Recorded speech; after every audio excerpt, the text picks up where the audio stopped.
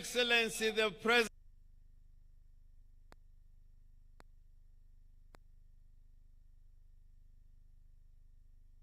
he was not just a security for Raila Amolo Odinga.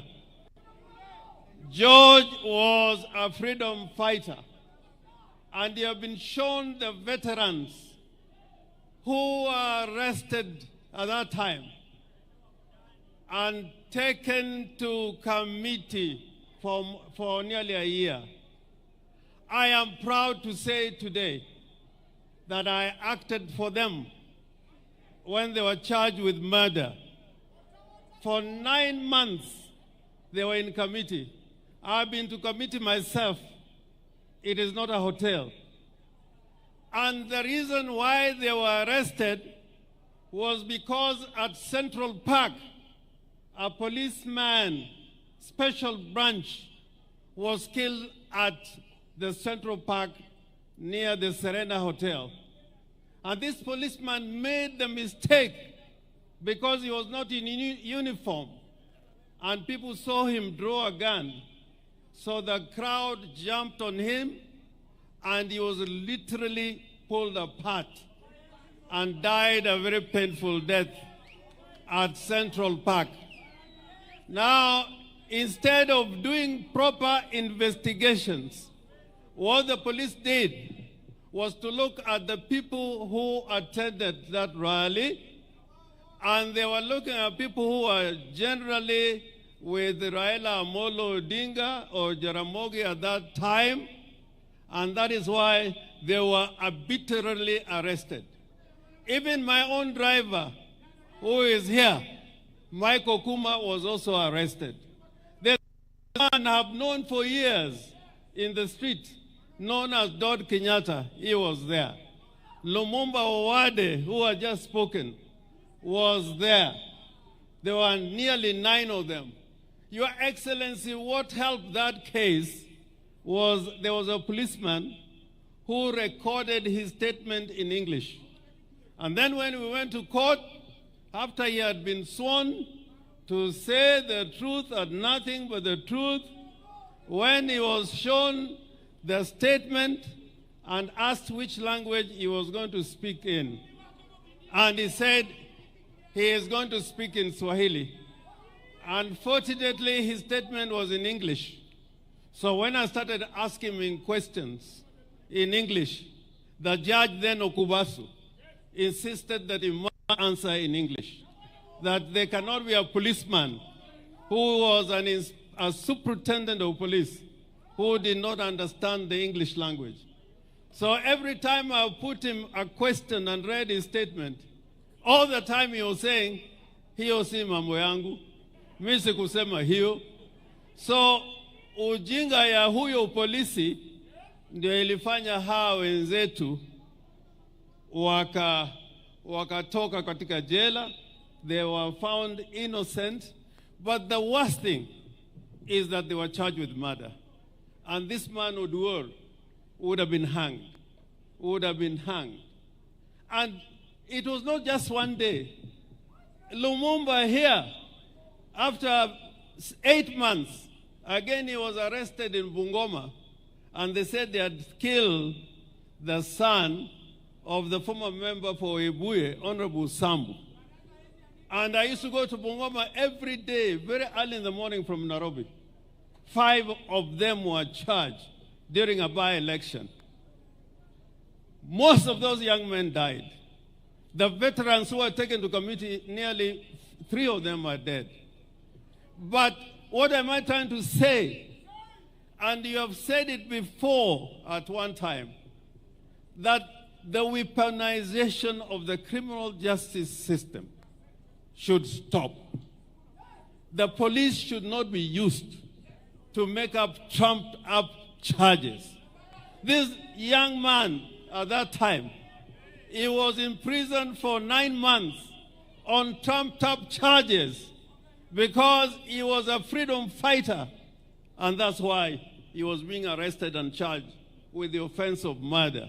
And I thank God that policeman, he wrote a statement in English, but somebody wrote it for him, And then when he was being questioned in court, he said no, he didn't know. There was a time when Jaramogi was called upon to go and give a statement at the CID concerning the death of Julie Ward. I think, Raila, you remember this because there was a young man who had gone into exile and had talked to Jaramogi. And Jaramogi made a statement. Instead of investigating that case, they now called Jaramogi to make the statement.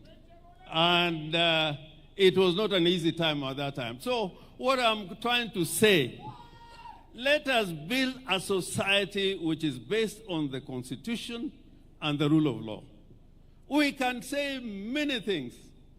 And me, I cannot be praise singing because we fought for a democratic constitution where people should talk, where people should talk, where people should talk. I was in parliament when people used to tell Moi that Moi hakuna mahali utaenda, you will be in power until the day you want to go. They told Moi, and I was in parliament at that time.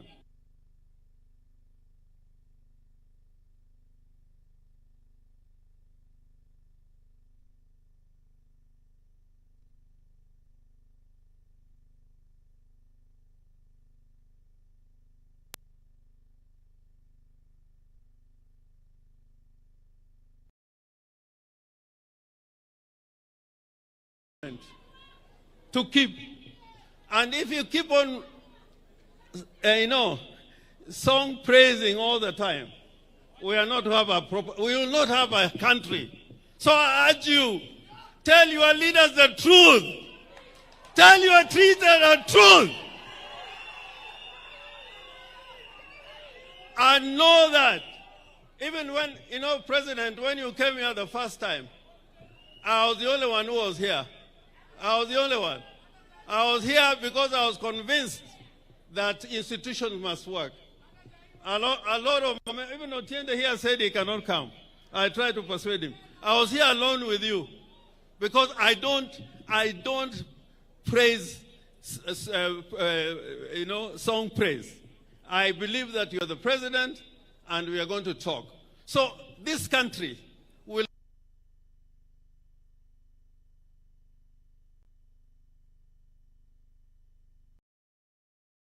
please, when you have something being brought to Siaya, it is a matter of right. It is not you are being given, it's a matter of right. It's a matter of right. And I cry. When I was in parliament, I was the only backbencher. I was here with Omamo, I was with Okero, there were other people like Okwanyo, and they used to tell me that you must be in government. All of us cannot be in government. Just fight for your right. Just fight for your right. And you'll have a better country. Asante sana, kwa hayo machache, I call upon Raila Amolo Odinga to come and speak.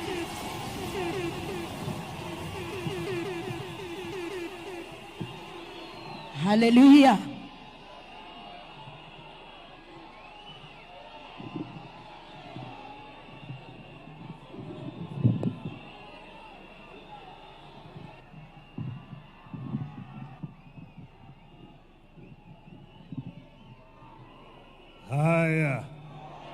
Haya, naweza kuketi. Your Excellency, Mheshimiwa William Samoei Ruto, the President of the Republic of Kenya, the governors, distinguished guests, ladies and gentlemen, hamjambo. Hamjambo tena. Yes. I first want to begin by thanking everybody who has come here today to help us do a send-off to George Nyangira Oduor. It is very, very painful, and it's very difficult for me to talk about George. But first, let me begin by bringing condolences from Mama Aida, my wife, who cannot be here today because she's on a mission in Korea. That's why she's not here. George is a part of our family. And you see, it is now 10 years since I lost our first son, Fidel. And now George is gone. It's so painful indeed. If you say somebody is ready to take a bullet for you, George, I've known few people who can be as committed and dedicated like this young man. We have had, as they have said, a very difficult time sometimes. George is a very cool person and very intelligent, very observant. You think he's a fool when he's next to you, but he's thinking very deeply. So when he comes and tell you, this place is not safe, let's get out, you must get out very quickly. So it is very painful indeed. George worked for me. He did not work for Jaramogi. Just very briefly, Jaramogi was very briefly around there. When we recruited George, we sent him for training to South Africa. And in South Africa, he trained and was top of his class as a security officer. You can see his reports. Later on, we sent him to Israel. Again, he trained in Israel for 3 months on security. If you look at his reports, very, very, very exemplary. So he was a very highly trained officer. He even trained in the United States. He knows how to sense trouble. He feels it and he wants you. This is going to happen. This is going to happen. So we knew each other so closely, so well with George, and we've traveled around the world with him. Are they 7 continents? We've been with George to 5 continents, except Arctic and Antarctica. We've been all of those places. And he's so familiar with many other things. When you go to a place within a short period of time, he has moved around and he has scouted and know where the danger is. So it is painful. But the other people you've seen here, they call the veterans. Veterans, wasimami. Those people there. Hello? Veterans, fungeni mkono. These are the people who have been with us. There's very many. They are battle hardened. Asanteni sana. Ni hao watu ambao wamekuwa pamoja na George throughout all this period of time. So we have lost a son in our family, and we are very sad indeed. Mama Carol here has kept George. She has looked after George very well. George was all the time very smartly dressed when he comes to work. Thanks to Carol. Yeah. So I thank all of you for coming here today. Now today is not my day to make a long speech. I don't want to make a speech. But wacha niseme hivi. Kenya hii iko hapa na itabaki. Dunia ni daima, lakini binadamu haishi dunia daima. Kwa hivyo Kenya ni moja peke yake. Mpaka tulinde Kenya, vile vile tubadilishe Kenya. Na Kenya italindwa na itabadilishwa na Wakenya, si mtu wengine. Kwa hivyo Wakenya mpaka wasimame pamoja. Yale ambayo hatutaki ni ubaguzi. Ubaguzi ya kijinsia, ubaguzi ya rangi, ubaguzi ya kikabila, ubaguzi ya huyu ni mzee, huyu ni kijana, huyu ni mama, huyu ni mlemavu, hatutaki. Tunataka kuunganisha Kenya wawe kama kitu kimoja. Hiyo ni muhimu sana. Pili, neno yangu ya pili, Junet tayari amesema. Tulipigania kwa nguvu na dhati tupate katiba mpya.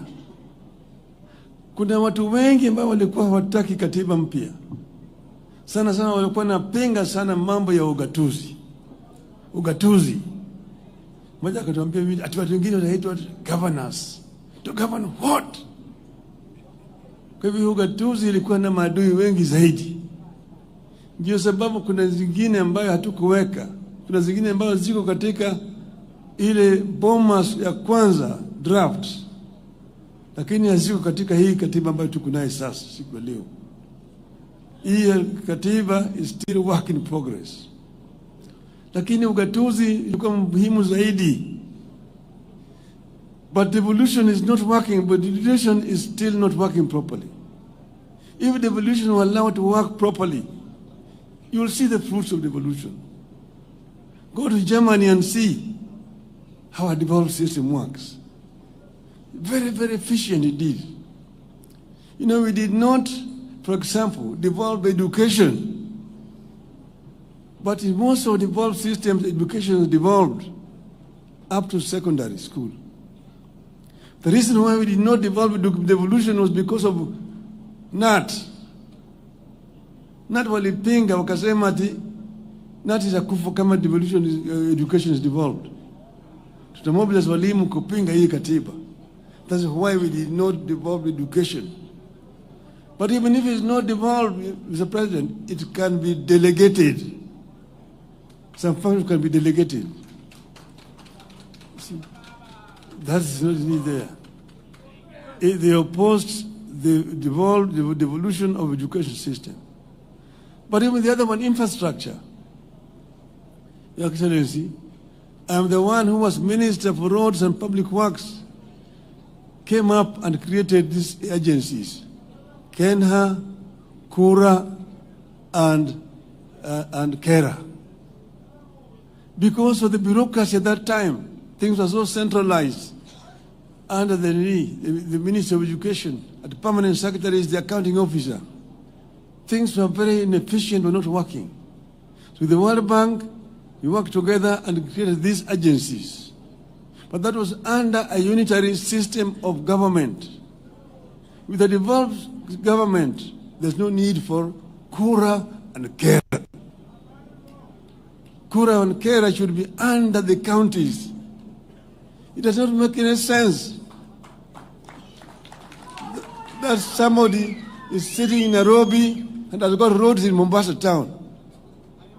Somebody is sitting in Nairobi and has got roads in Kisumu which cannot be touched by the government. Within Nairobi town itself, city itself, so many roads there are not under Nairobi county government. They're under national government. That's why it's so inefficient. It's so inefficient. Let us devolve funds to the counties. And as I was told, the MPs and they disagree. CDF, national government, give that CDF national government, but to the counties, not the MPs. Fuel levy. Members of Parliament, Your Excellency, have no business constructing roads. The role of a member of Parliament is clearly stated. Representation, legislation, and oversight. How do you oversight when you yourself are actually implementing?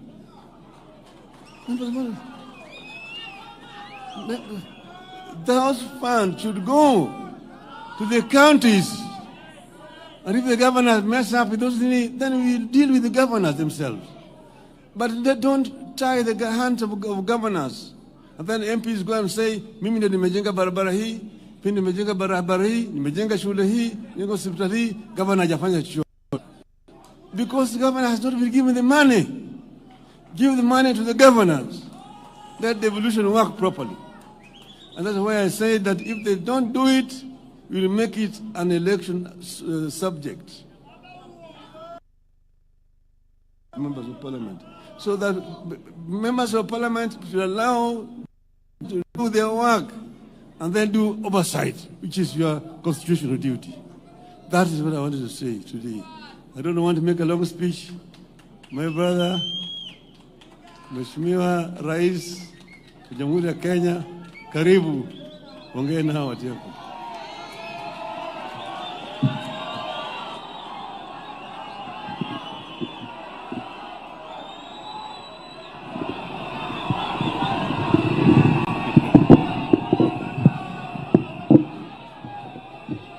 Aya, asanteni sana. Tafadhali tuketi.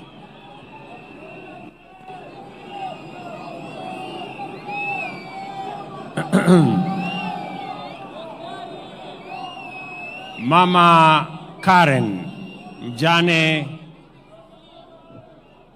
wa rafiki yetu George Oduor. Mheshimiwa Raila Odinga, kiongozi wetu wa chama ya ODM na Prime Minister wa Republic of Kenya, viongozi wote wengine, wananchi wa hapa Siaya, hamjambo. Amoso uchodurua. Nyasaye ber. Sejete. Bwana Yesu asifiwe. Asanteni sana. Kwanza mimi nataka nichukue nafasi hii on behalf of the government of Kenya and on my own behalf and my family to bring condolences to Mama Karen and the family of George Oduor, a man we have come here to celebrate today. And I have come here not because George is elected in any capacity or wields any public position, but I have come here because George has demonstrated beyond any doubt that he is a Kenyan who has demonstrated competence as a security officer. He has demonstrated competence and integrity as a confidant, and he has shown immeasurable loyalty as a Kenyan patriot entrusted with the security, especially that of the Honorable Raila Odinga. And therefore, on behalf of many Kenyans,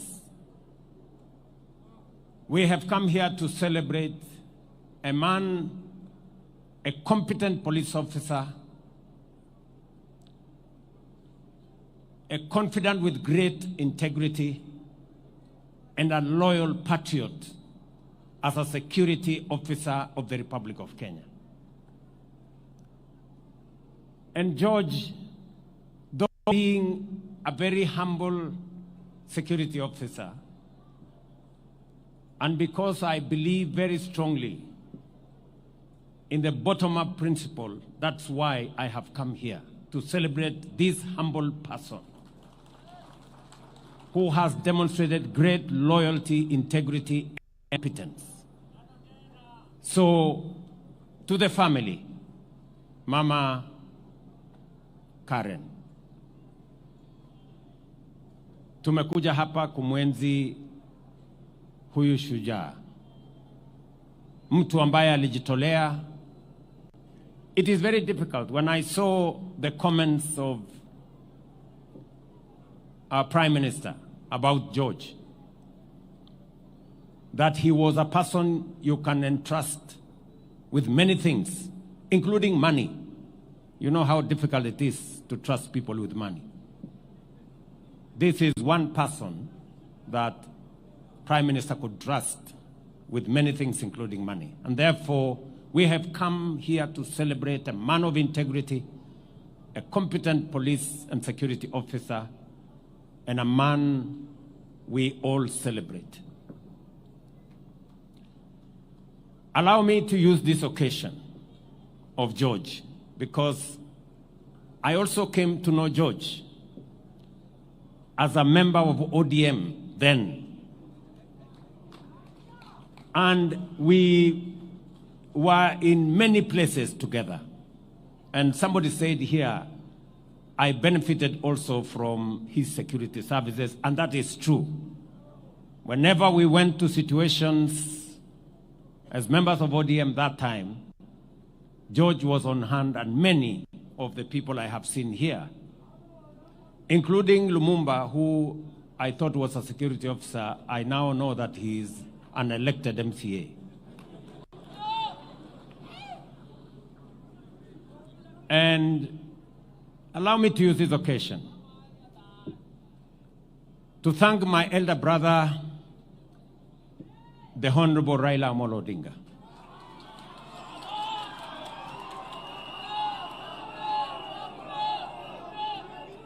I have come a very long way with the Honorable Raila Odinga.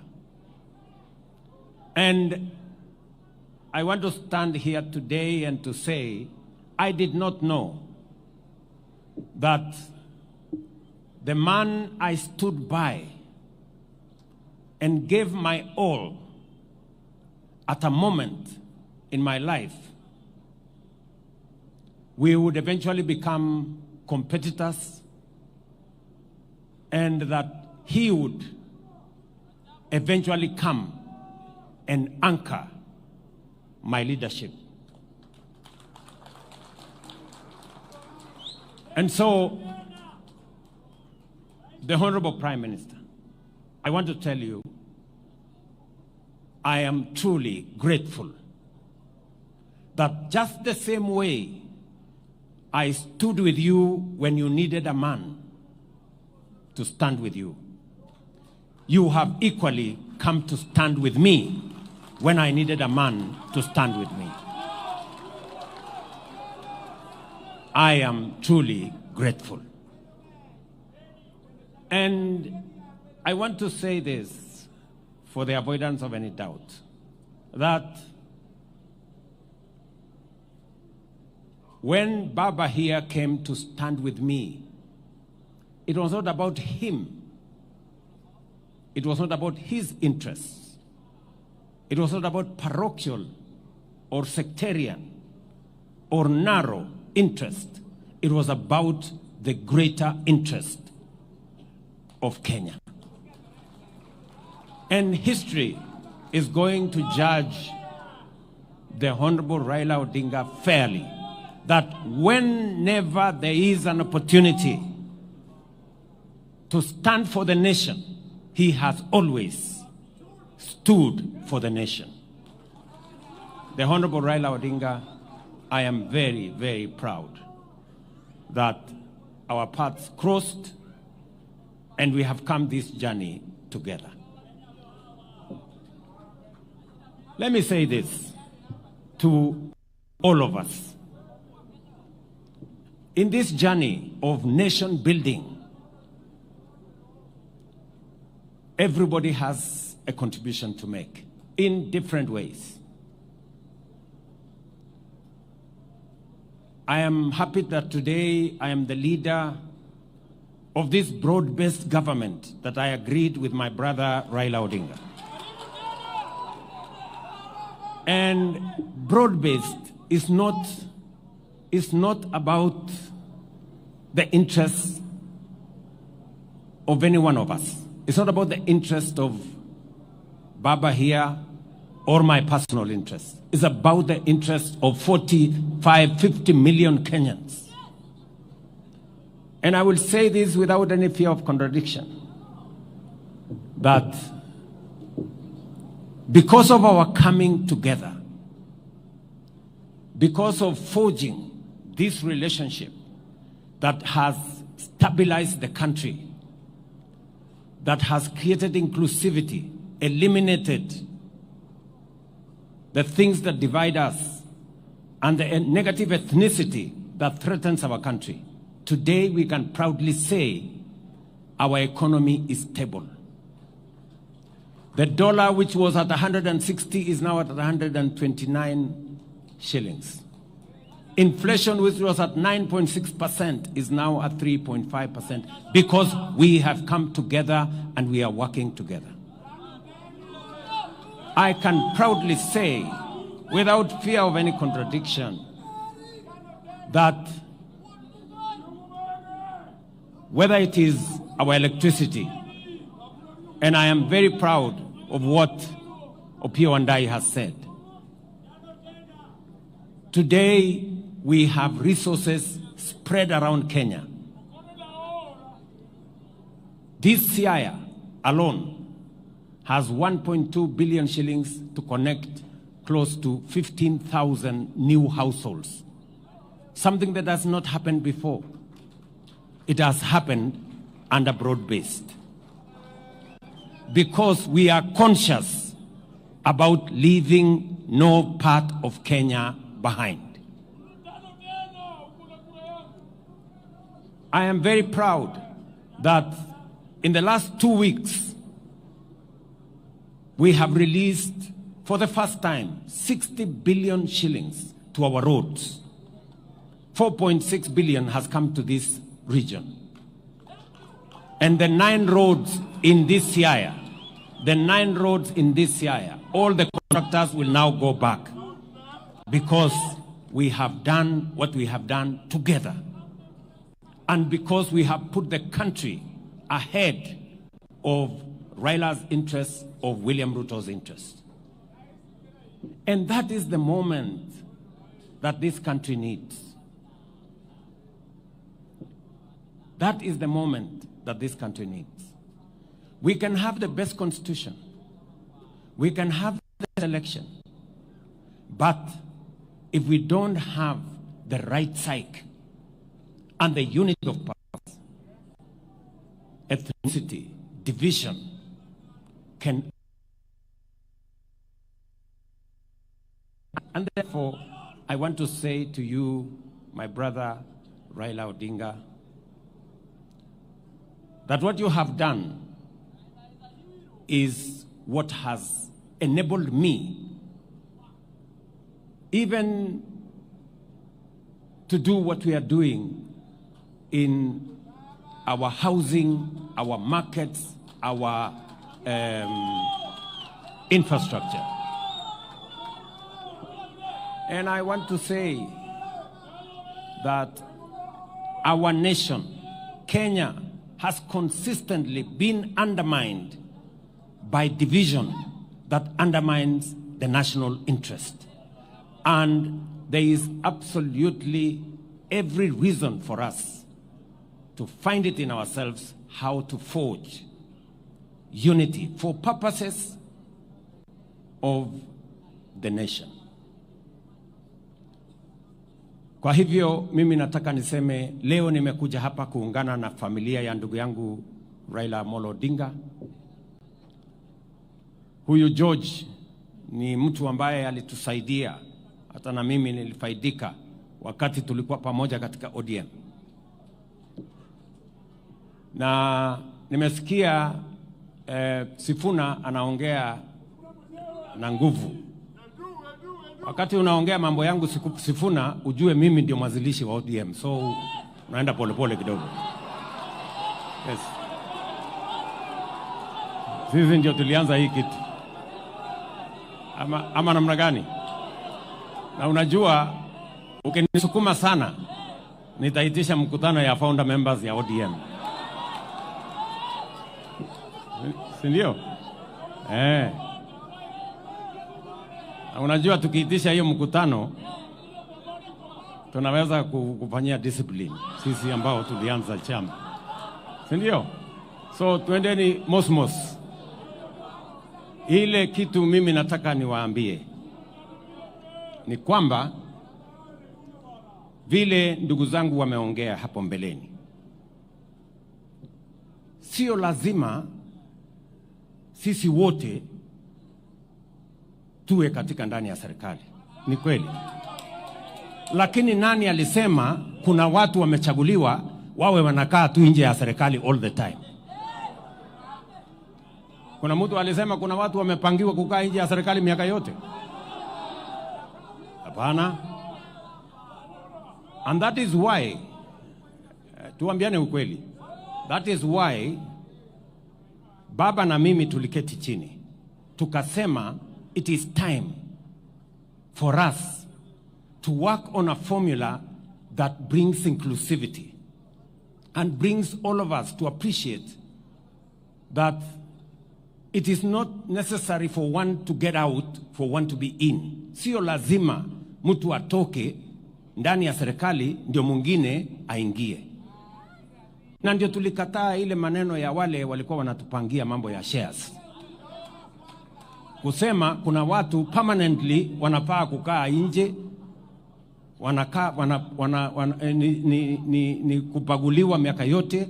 And that is why I am confident and I speak straightforward that we must get rid of the politics of ethnicity, division, ile siasa ambayo ni ya ukabila, siasa ya chuki, siasa ya kubagua watu wengine. Hiyo siasa tunataka kuondoa katika taifa letu la Kenya.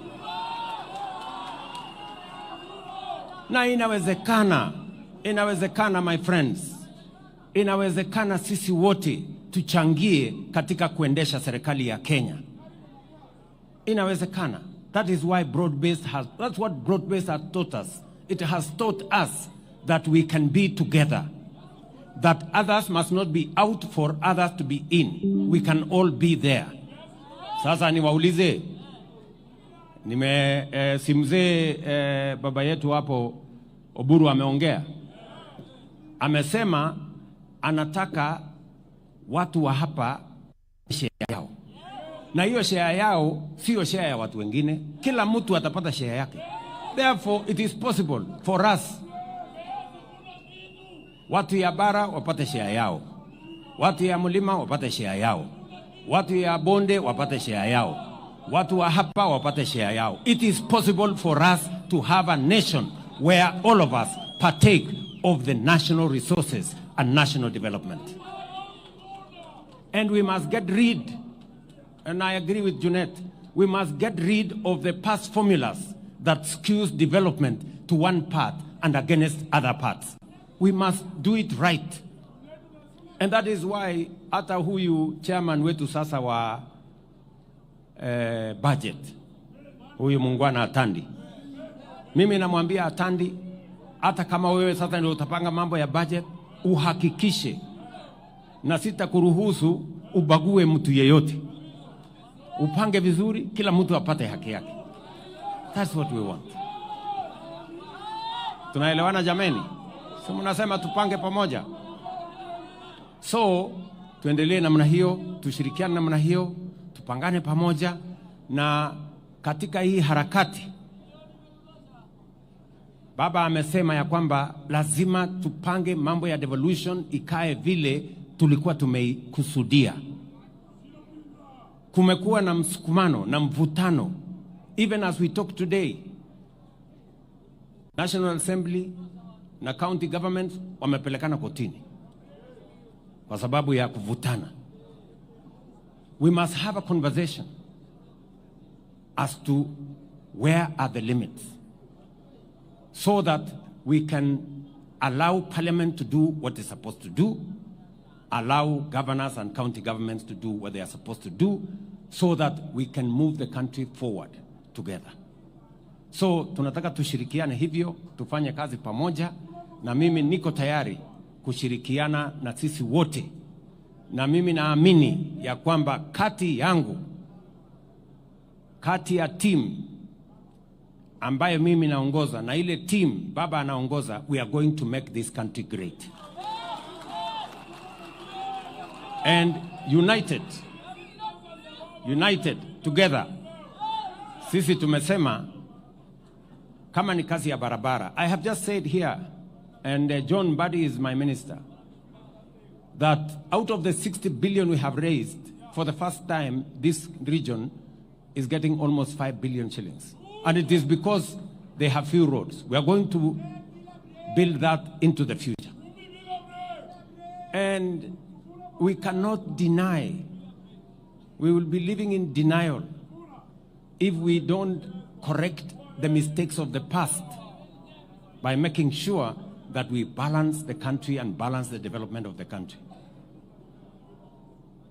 So I want to invite all of us, nyinyi wote, tushirikiane, tukubaliane, and criticism is mimi sasa nyinyi mnaniambia Ruto must go. Mimi nimesikia hiyo mara nyingi.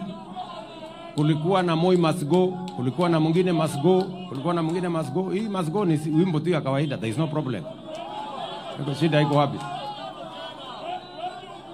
So there is no problem. Mara wananiita sijui nini Zakayo, mara Kasongo, mara nini. I am not bothered. Hii ni majina tu ya kawaida, lakini I am focused. I am focused. We must get our education right, and I am very proud of what we are doing with our education. We must get our electrification right. We must get infrastructure right, and we must handle devolution properly so that we can all move the country forward. And I welcome any assistance from anybody so that we can make Kenya great. That is my mission, that is my commitment, and we are going to do this together. Tumekubaliana jameni? Munasema tushirikiane ama munasema tutengane? Tushirikiane pamoja, tujenge Kenya pamoja, tuache ubaguzi, tuache ukabila, tuache chuki. Huyu George ambaye amelala hapa, he would have agreed with us that tuachane na chuki, tuachane na ukabila, tuachane na ubaguzi, tuunganishe taifa. That is how Kenya is going to be great. Kwa sababu umoja ni nguvu. Mwisho, huyu mungwana mbunge wa Rarieda, huyu Otiende Amolo, amesema hii shule in honor of George, this great man, in honor of George.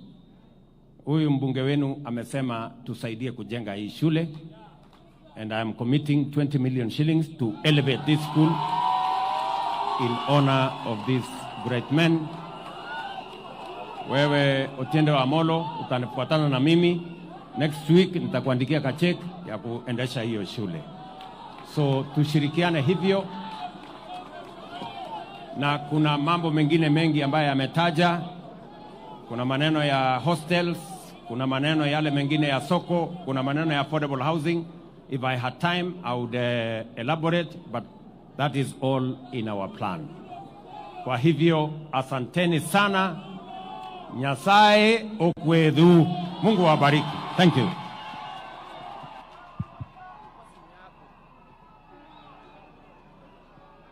Asante Mheshimiwa Rais kwa hayo. Niombe tuketi. Niombe tuketi. Asante. Kabla tuelekee kumaliza kwa kanisa, Mheshimiwa Otiende, matangazo maalum. Thank you, Your Excellency, the President, for every